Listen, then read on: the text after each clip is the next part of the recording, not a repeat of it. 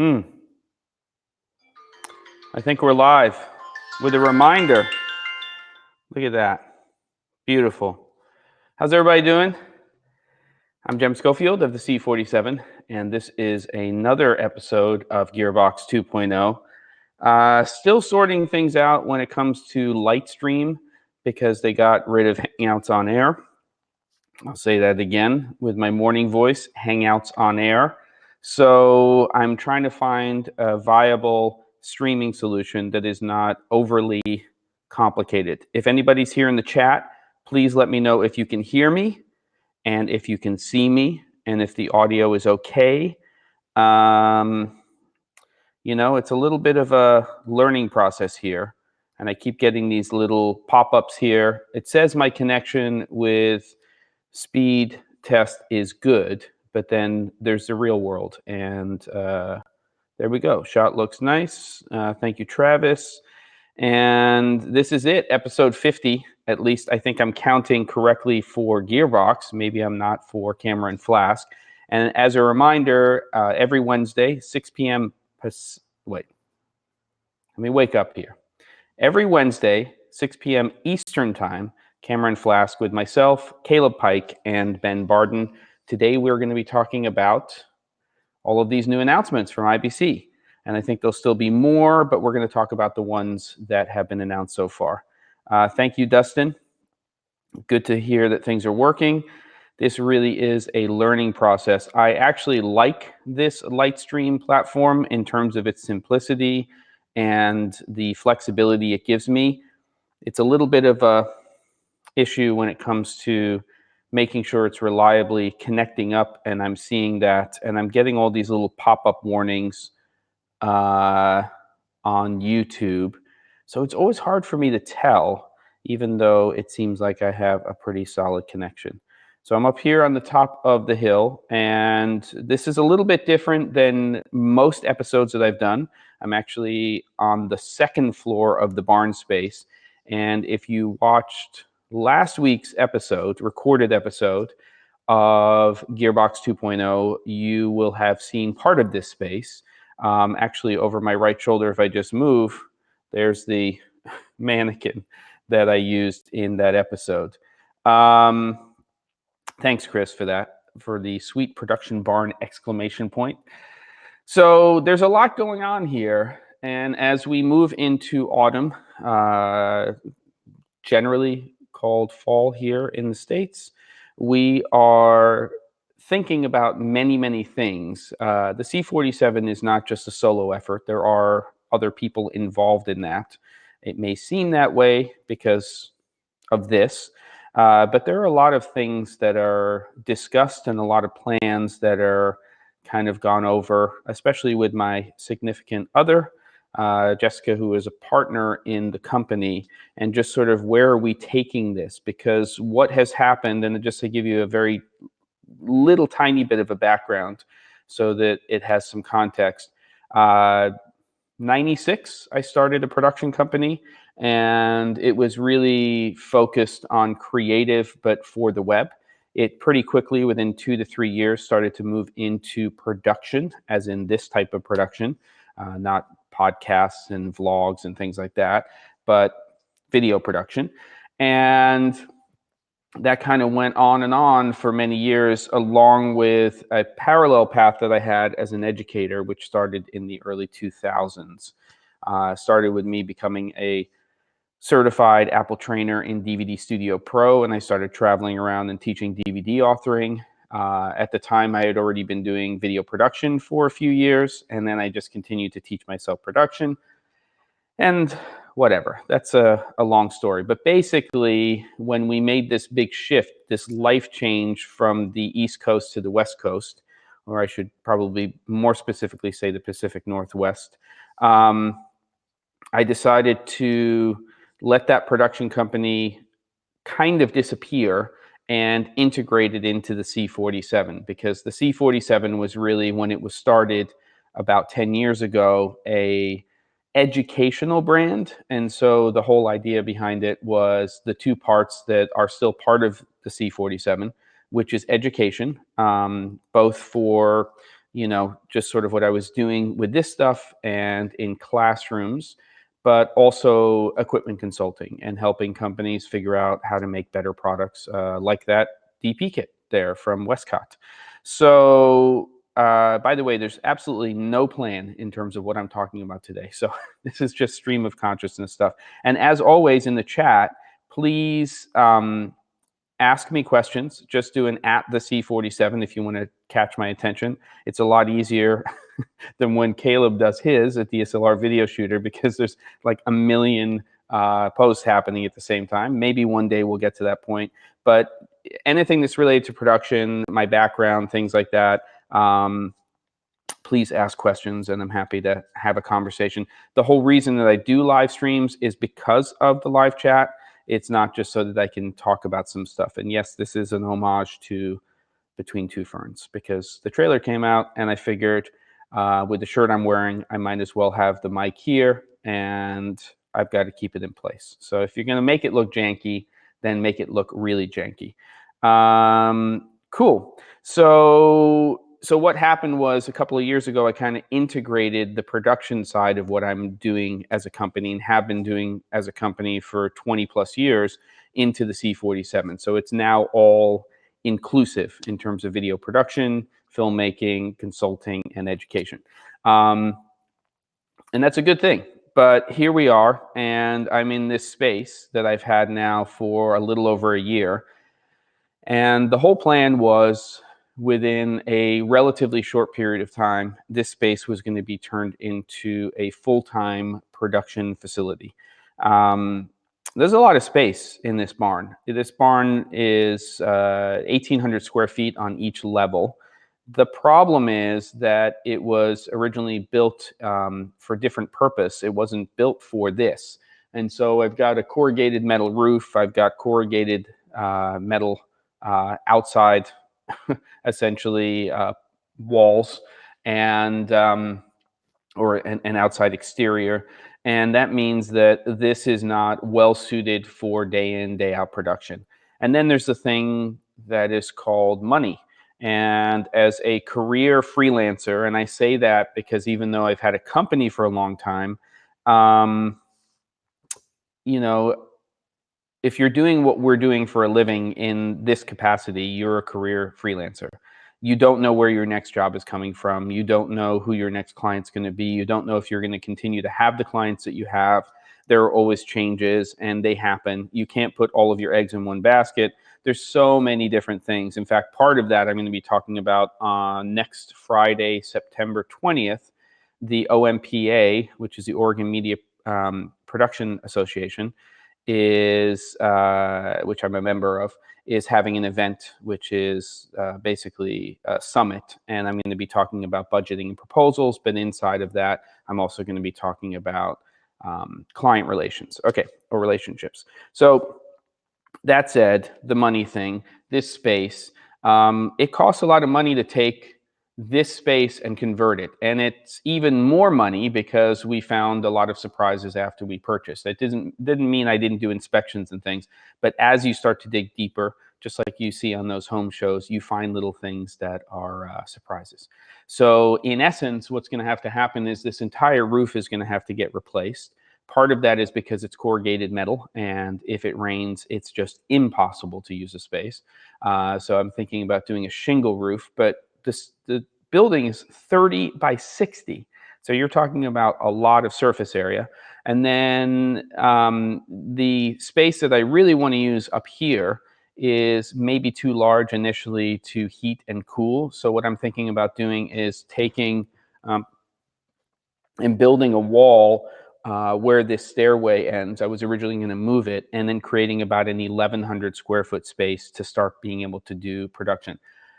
It's going to be a very raw space to begin with. So yes, it will be insulated, but I'm thinking about just putting basically insulation in, drywall up, sheetrock, and actually just leaving that as is, and then building or moving the studio space I have downstairs. What I'd really like to do, which is going to allow me to do a lot more educationally, is to build a room out of flats but have each one of those panels on rollers and have each one of those panels do a different job. And then it can roll in and essentially attach to another flat. And then, for instance, one flat might have a big rectangular window, another one might have a doorway, another one might have a smaller window or two small windows. And then what I can do is I can build different rooms out of that one thing, so I can maximize using this space behind me instead of having the full 1,800 square feet where I might be able to build two distinct sets. So you take one set and you try to make it, in terms of those connections, as seamless as possible. But again, this is for education primarily. And you build something that's a modular room that can look like different rooms depending on what I'm trying to do as far as educational content. So it can play as a kitchen, it can play as a living room, it can play as a bedroom, and it can play as more of sort of an office studio space. Okay. The mannequin. I didn't forget the mannequin was there, Chris. I just wanted to freak you out a little bit. Let me tell you, I'm serious about this. I know it's weird, but you know, the mannequin has been an absolute godsend when it comes to learning lighting and being able to try different things, because you don't have talent with you all of the time. And no, a mannequin doesn't basically take light exactly the same way as a person does, but it does really help you figure things out in terms of ratios, how you're using fixtures, and all of that kind of stuff. I have two, one with lighter skin tone, one with darker skin tone. So that also helps. And if you're doing two shots and stuff like that, it is the way it is, you know. I wish I had talent in here all of the time, but I don't. I don't have that available. So you have to do what you have to do if you want to get better at your craft. The film guy, C500 Mark II versus S1H with Atomos Ninja Raw. Had a conversation with Caleb yesterday, actually, and I totally agree with him. This is an apples and oranges conversation. These are completely different types of camera systems. It doesn't mean people aren't going to have both of them in their kit, potentially, but for different reasons. But I would say if you want a workhorse camera for corporate production, then it's going to be something like the C500 Mark II. That camera is overkill for a lot of people. I still think if you don't need off-speed recording, that a camera like the C300 Mark II or the FS7 II are workhorses and have lots of features. What I'm excited about, hopefully, is announcements from Sony related to IBC. And if they do any updates to the FS7, FS5 lines, if they can, even if they don't put a full frame sensor in there, if they can take the autofocus system from the A7 III and put that into a cinema camera, then I think they've just made a big leap forward. So, and you're talking about, obviously, ProRes RAW. I think that we've had this conversation on Camera and Flash quite a bit. ProRes RAW and Blackmagic RAW are, they're not false starts. I think that they're very real, but I think that we need more overall industry support before we really start to look at using those as standards for our workflow. You know, ProRes it's a standard. It's used on many different platforms, many different NLEs as a codec. And I think that format is, well, it's got more than one compression decompression scheme, but it's basically a format that is used by tons of people. So we'll see what happens. Yeah, the film guy, what is money? Yeah, that's the dance move. Tell me about it. Okay, so let's see. We've got Chris is fortunate. He has a ton of kids. I just grab one of them whenever I need to play with lights. Chris, I agree with you, but the older they get, for me, the harder it is to get them to be in front of camera. And not every kid loves to do that, even though I do this for a living. So I get lucky sometimes. My kids have been in various videos over time, some for client-based projects. But this is what I do every day. So I want to be able to try things out. A new piece of equipment comes in, and there you go. What's up, Baron? Good to have you here. The mannequin is a great listener, David. That's kind of weird. That's not true. But I think so. I brought the dog up here the other day. The dog would not stop barking at that mannequin. So if you believe in anything like that kind of stuff, I don't know what was going on, but the dog was going bonkers when it came to that mannequin. Okay, what else we got? Good. Keep the chat going. Let's get some comments, some conversation going on here. So basically the idea in this space is I've got to fix the roof. I've got to fix some exterior stuff. I've got to fix a couple of other things. And then if I can convert this space so that I can start to do things more full time here, I can basically get that wall built. I can do a raw insulated space. And it means I can start to use this upstairs space on a day in, day out basis.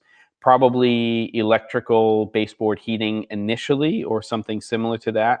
And just warm the space up when I'm using it. I can put a large window unit in and cool the space down if I need to. And then as content starts to increase, as projects start to get more numerous, then I can pour more money into the space. Polyrhythm, I really appreciate that. Many greetings from Oregon, and thanks for letting me know about that. Kind words about liking the content I create. Please spread the word. Subscribe to the channel if you're not, and let everybody know that there is real educational content here. No BS and the real deal. And I'll talk to you guys about pretty much anything within reason. I try to keep religion and politics out of what I do on this channel. And the rest of it is, when it comes to production, post-production, dealing with clients, is pretty fair game.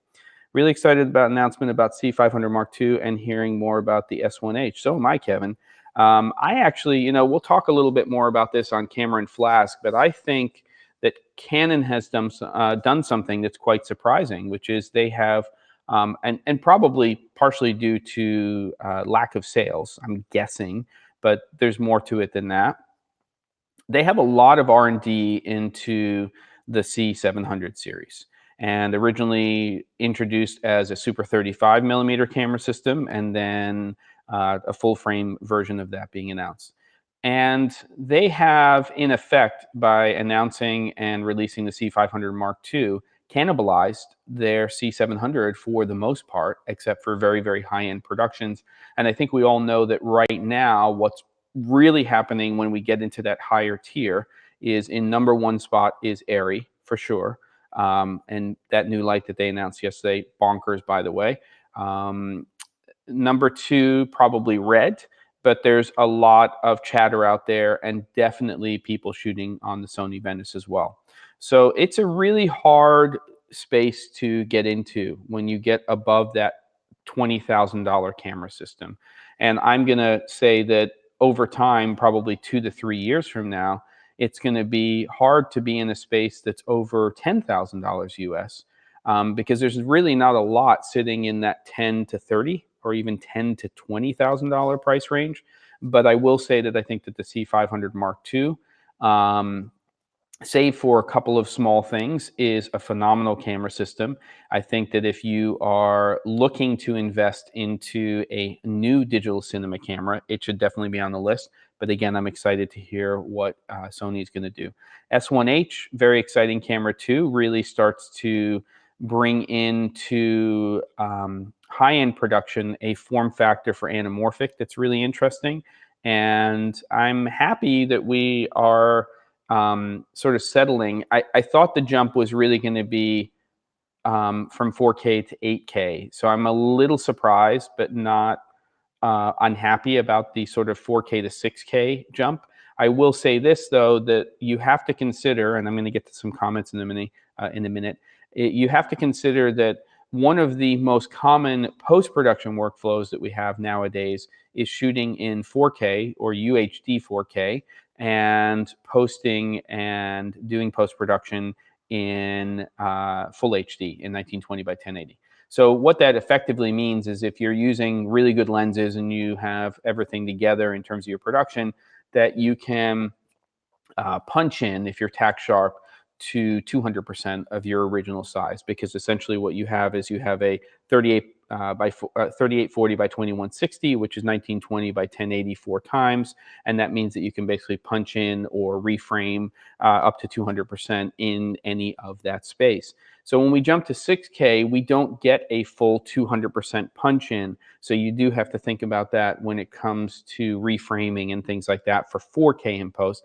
Of course, if we had jumped to 8K or you're shooting in HK, that's a new standard. If you're shooting in 8K, then you of course can punch in for 4K that way. Okay, good. So let's see what we got. Are you going to go with a permanent install for sound control or go with some rolling sound blankets like the Golden Child? I say Golden Boy, Golden Child. Baron, the answer to that is it probably won't be a permanent solution. I am thinking about a lot of things in this space. A lot of it has to do with shooting angles. The less you see in terms of acoustic treatment, the more, meaning permanent on the walls, the more flexibility you have visually to point that camera in different directions and not have that there. So we'll see. Lots of things happening.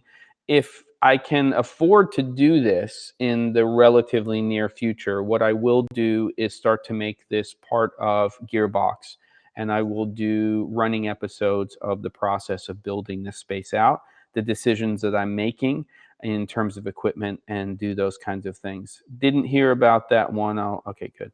The ARRI light is called the Orbiter, and it's not going to be inexpensive. We don't know the price yet, but it is a beast. And my prediction, which I posted earlier with almost complete certainty, is that it will become the most popular new rented light in the world. Any new 360 cameras forthcoming? I'd like to mount them permanently on my A and B cameras for kind of built-in BTS. Photographer at large, the answer to that question is I have no idea. There's two things that I'm starting to realize, maybe three things, that I'm starting to not have a lot of focus on in terms of just making sure everything's still connected. Number one are 360 cameras. That doesn't really factor into what I'm doing nor where I want to go educationally.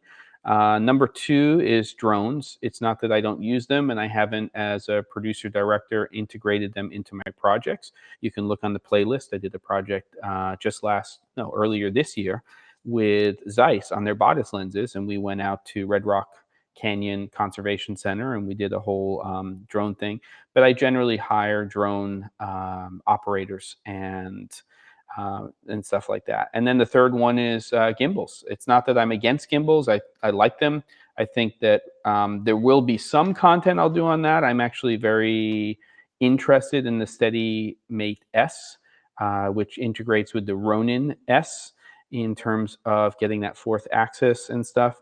But it's not a core focus of what I do. But I am going to be doing some more stuff with still photography, and I'm considering possibly doing a podcast, or at least looking at how we can take camera and flask and start to make that an audio only podcast that people can listen to. Dustin asks, your prediction on new Sony updates possibly coming. There's no way they'll price a FS7 update higher than the C500. So there goes those C500 II sales unless buyers love Canon. So Dustin, I'm of two minds when it comes to this. I think that there's some truth to that. I mean, we know that the FS7 and FS7 II have been two of the most rented cameras on the market. In fact, the C300 Mark I was the reigning king for a long time. I don't get the numbers when it comes to sales or rentals, but I do think that the thing that you have to consider is that there are things that people lean towards with each of the camera systems that they use. And there are a lot of things to love about the Canon cameras, and there's a lot of things to love about the Sony cameras. Color is improving on Sony cameras for sure, but I would say that day in, day out, you work a lot less post-production or in post-production with the image when you're shooting on Canon than when you do with Sony cameras in general with those cameras. And it's not to say that you can't get beautiful images. You absolutely can, no question about it. but I would say that it's not about specs, it's not about price, it's about usability. Yes, those factor in a huge way, so I'm not saying they don't, but I think that there's probably space for both of those camera systems. And historically, Canon has done price drops after 6 to 9 months or whatever it is. I would imagine at some point the C500 Mark II will come to market at $12,999, and then of course one day it'll be under $10,000 US. H key is H. Man, David, I'm losing my mind. All right, Gerald, let's see what we got. With all these amazing new video specs coming out on budget cameras, do you think we'll start to see some more reasonably priced anamorphic lenses? Gerald, I think that the trend has started for sure. And I imagine that we're going to start to see a lot of stuff coming out of China that will be even less expensive. SLR Magic is sort of, at the forefront of making affordable anamorphic solutions. So yes, I think if somebody wants to be the company that people are going to when they are using an S1H, then there's going to have to be some, solutions that are out there that are more cost effective. You're talking about creating anamorphic lenses not for a $60,000 to $100,000 camera. You're talking about creating anamorphic lenses for a $4,000 camera. So I think we're definitely going to see some stuff there. What will it take for Panasonic to jump ship from DFD? The user experience for stills is wonky, even if results are good, and autofocus for video is, well, everyone knows. I don't know, Justin. I really don't know. I just like them to consistently make better menu systems, and I'm hoping that they also get into the game with the EVA line as well and do an update to that camera. I think their time is coming for that. Do you know when the new Aputure practicals will be available? Which practicals? Do you mean the panel lights? Do you mean the little colored RGB ones? The answer is no to the question, but my understanding is we're looking at fall of this year for that. The other thing I'm hoping is that with IBC coming up in a couple of days, that we're going to actually start to see some additional announcements. So I definitely keep your eye on newshooter.com and Cinema 5D and see what's happening with those announcements and stuff. So yeah, so there's a lot going on in terms of equipment, and of course, a lot of you are asking questions about that, and that's going to be our topic for today for Camera and Flask. So we're going to be talking about some of these announcements. We're going to be talking about those things. One of the things that I've realized about being upstairs, by the way, is how hard the floor is here. And I'm definitely going to have to put some flooring in here that's more comfortable. Back to anamorphic. Do you currently have a recommendation for an anamorphic lens now that I don't need to take a mortgage out for, in particular for Micro Four Thirds? So Gerald, I think that question is better posed to Caleb Pike from DSLR Video Shooter, and I would ask him that question maybe today during Camera and Flask if you have time to be on that episode. And actually, I will say that, so here's the deal with anamorphic. I talked about some product categories that I don't have a core focus on. I don't have a core focus on anamorphic either. And part of the reason is, I don't have experience generally shooting anamorphic. I do have some anamorphic experience back from the DVD days, but that was a different thing. I don't need to go down that rabbit hole, but I do want to say that number two, I do have a lot of interest in it. So what's going to have to happen is I'm going to have to get a camera system in here that will allow me to start to explore that some more. It's definitely something that I do want to dive into, both personally and also educationally, and they'll probably happen concurrently with each other on the channel. So we'll see where that goes as time goes on, and what relationships I have with companies and what camera systems I am creating content for. So we'll see what happens. I actually have a call in about 30 minutes, and there may be some things like that. Sue Ray just showed what? Sue Ray just showed a 50mm anamorphic lens for $500 APS-C and MFT? What the F? Well, I have a good relationship with Sue Ray. In fact, I have some backlog content that I have to create for them for GEARBOX.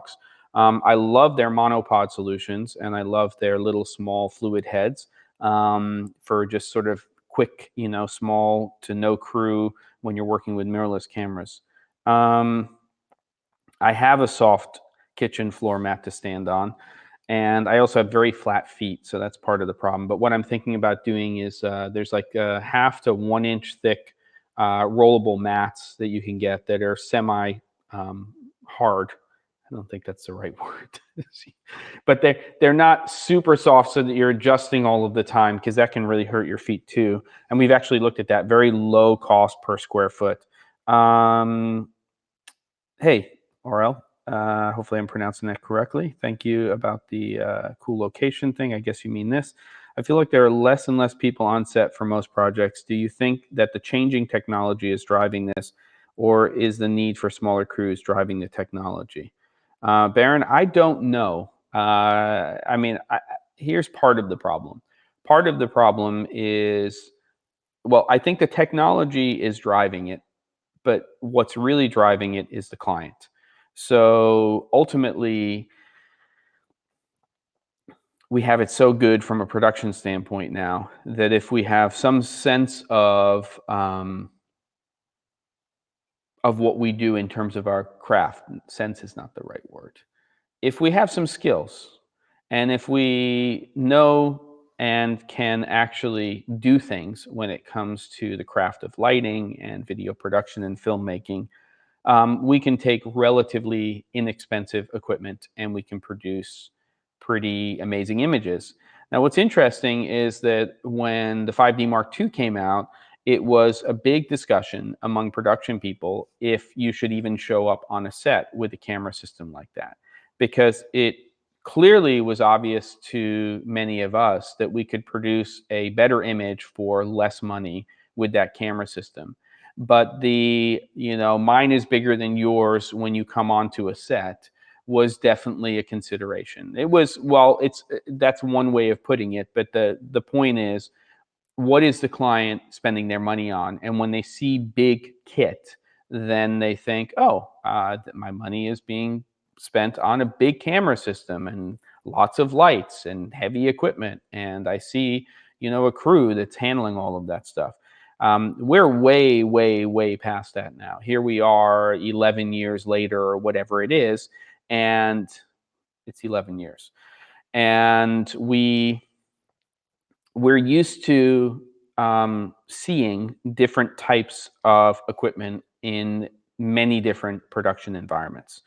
And so, and the budgets are getting smaller, and the expectation is that crews are going to be smaller. And part of that also has to do with, part of that really has to do with the fact that, when you're talking about all of this equipment and everything, that many people are now working in-house for companies and corporations and organizations.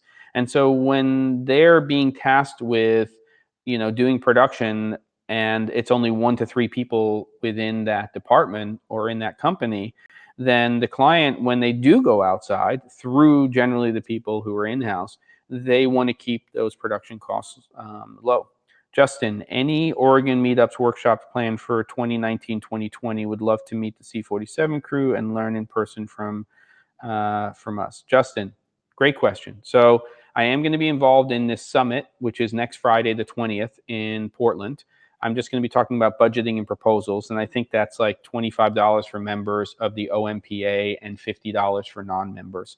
And I'm going to do 3 sit-down 45-minute sessions, and there's other people doing this. It's these round tables with different topics related to the industry. There is discussion, glad that you asked, that I might do a full 1-day workshop in November. Currently, we're looking at, I believe, November 8th or November 9th. So either Friday, November 8th or Saturday, November 9th. That will also be tied in with the OMPA, and it will be a small to no crew production workshop. And my goal is for it to be a full day workshop. So at least like a 10 to 5, 9 to 4. I don't know. We'll see what happens. So I'll just go to OMPA, look out for that, check in with me. I'll talk about it, all that good stuff. So Baron, I hope that gives you a little bit of my take on it. I mean, there's so many different things happening right now. Ultimately, camera companies, lighting companies, monitor companies, monitor recorder companies, they want to sell product. So they want to take all of that research and development, that R&D, and they want to create products that are going to sell in quantity. And there can only be, I always say they can only be, but there really is only one ARRI. So there's one company sitting there in a certain tier, which is serving a broad market, partially in sales, largely in rentals, when it comes to mid to high end, primarily commercial and long form work. And then you have, again, RØDE, you have Sony, and they're serving that same tier, but they're also, especially Sony, trying to get in there and sell lots of cameras to lots of people. Similarly with Canon. And then we have other players like Panasonic. I mean, you know, you've got some great products from every single camera company. And that's not to say that the stuff that Blackmagic Design is doing is shoddy. They're producing some really great stuff as well. Are new field monitors expected from Atomos or SmallHD? I don't know. Announcement that now the Cine 7 is supporting RED cameras in addition to ARRI. So you're actually controlling your camera from your monitor. That's new, and you can read about that on News Shooter's website. I'd like to see some new solutions. I mean, Atomos historically has been predominantly a monitor recording company. We'll see what they have at IBC, if anything. They do, of course, have the Sumo 19M, and they also have the Shinobi products. So those are really monitoring products. They're not monitor recorders. And then SmallHD has historically just focused on monitoring, but now we're getting into camera control from their products as well. And then, of course, wireless being integrated. Be pretty interesting to see if Atomos ever gets into wireless. I don't know if they will. Good. Okay, some nice conversations here. We're not going to go for a full hour, I don't think, today, because I have this call coming up at 10 o'clock with Able Cine to talk to them about some new content. I, in fact, just finished a new video for them, which I hope will drop pretty soon, which is pretty interesting. It's a video that covers the Skylink product, their whole system, where you basically have like their bridge, their Skylink system, and then they have receivers, and you can basically then use their Stellar app if you want, or there's other ways to use it. You can do it right off of a lighting control console and communicate with one to a ridiculous number of fixtures, and those can be sky panels, those can be L series Fresnels. They can also include the new orbiter when it comes to market. But it's a pretty cool video and not necessarily something that's for everybody. But one of the things that I think people need to remember about ARRI as a company is that a huge percentage of their product usage is in the rental market. So the expectation isn't that everybody's buying their product. It's you have that particular project where their solutions make a lot of sense and their feature sets, and then you use it for that because it's a lot of money to invest in that. So there we go. This is not a new space. It's a space that I do want to get converted. What I'm hoping timetable-wise is that I can get this roof handled ASAP. I can get some of the other things so that there's not water coming into the space. That's number one. You've got to make sure that water is going away from the building and not coming into it. And then number two is to start to think about taking this particular space here and at least doing phase one of having a usable day in, day out production space where I can continue to create more education for you. It's really hard when you walk up here and it's like 130 degrees Fahrenheit, you know, and it's really hard when you're downstairs or up here in the winter and you're trying to run space heaters in order to get stuff done. I don't know who this Jim guy is, Jason, but I'm going to answer this question anyway. Is it best to never run your microphone straight into a DSLR? Are their preamps still questionable? Well, I say, Jason, the preamps are starting to get better, but there are companies, if you're in a traditional DSLR mirrorless world, where you can either buy a product, both Sony and Panasonic make XLR basically input devices that you put onto your hot shoe that allow you to get audio into your camera with much better preamps. But there are companies like JuiceLink that still make products that if you're using professional microphones, you can run those into your DSLR. You'll have a much, much, much quieter preamps with that product. And you can also go into products like the Mix Pre products. The JuiceLink is one of the more cost-effective ways to do it. I think Beach Tech still has some solutions like that as well. They're a little bit better, but there's only so much you can fit into a body that's this big. So I would say, you know, I mean, look, when it comes to this type of content, I'm using a wireless Go with a lavalier mic, and it's fine for this. But if I'm doing any type of client-based production, then we're generally booming, and we're using a wireless mic system that's going into a camera professionally. Can't wait to see the grid hung. Yeah, Kevin, I'm going to do probably 1-inch pipe. I mean, honestly, with the types of fixtures that we have nowadays and how light they are, there's no reason to go with a 2-inch pipe for in here. So you can, build up a grid pretty easily, and I can do that off of these rafters pretty quickly. And so that should be a lot of fun. Richard, I know I was just being silly. Let me see what else. I do believe JuiceLink is out of business. Really, Dustin? Oh, that's so sad. Like their products. I have a long history with them. That's a bummer. Man, things happen. I'm just having a little moment here.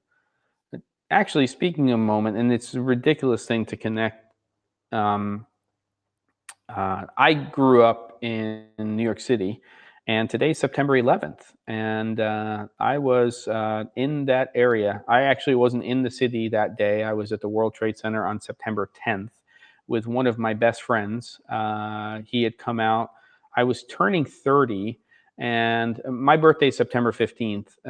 So luckily, my wife threw a surprise 30th birthday party for me, and it was done the weekend before my birthday. So when September 11th happened, man, can you imagine what would have happened or would not have happened if my birthday was after September 11th? But my friend was here, and we went to the city, and we actually went to the World Trade Center, and I hadn't been there probably in 15 or 20 years, and we were all in that downtown area. We took a boat across the river from New Jersey to New York, and we hung out in the city. We went up to the Empire State Building. And then the following morning, he was supposed to go back to LA, and, today, September 11th happened, and he wasn't able to go back for a week. My uncle was in the city. He saw the planes from his bathroom window. My brother was getting out of a subway, down near Canal Street or Chinatown, and he saw what was happening. And my father-in-law was in the city. So it was, we were fortunate. We had a lot of people that we knew who did know of people that they lost. We fortunately didn't lose anybody directly in our circle of family and friends, but it was a life changer for many of us, especially in that geographical area. And it had a huge impact on the New York tri-state area, and still does to a degree. And it has changed so many things worldwide in terms of how we travel, the way we receive news, and all of these things. So I just think it's had a big impact in terms of what's happened since that time. That doesn't mean we need to get into that. I'm just mentioning it, and just tipping my hat to especially all of the firefighters and the people in public service who did what they did that day. And many lost their lives, but in addition, many were affected in a very adverse way, in terms of their life and their health and everything else. And it was a bummer. Okay, I digressed. I apologize, but sometimes you got to talk about what you think about. So building out this space, phase 1, I'm hoping to get this done by, by the time the cold weather rolls in. So we'll see how that all goes. I'm getting all my quotes in over the next week or so. And number 2 is, of course, creating additional content. And I'm trying to decide on the live streams. I like doing them. I think that camera and flask is, you know, the definite in that. It's really nice when I can take the time to create episodes like I did last week with Spotlight from Aputure, because I think I can give you better educational content.